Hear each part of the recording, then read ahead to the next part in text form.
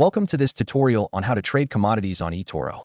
In this video, we will guide you through the steps you need to take to successfully start trading commodities on this platform. Whether you are a beginner or just need a refresher, we've got you covered. First, you will need to create an account on eToro if you haven't done so already.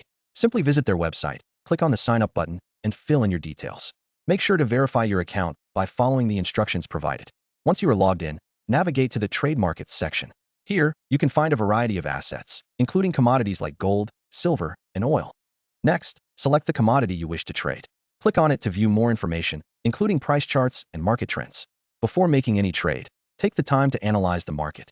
Look for trends, study historical price movements, and utilize the tools available on eToro to help you make informed decisions. Once you feel confident, click on the Trade button.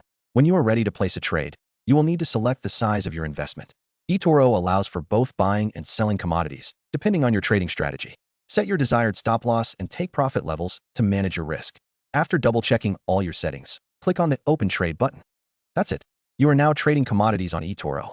Keep an eye on your investments and adjust your strategy as needed. Happy trading!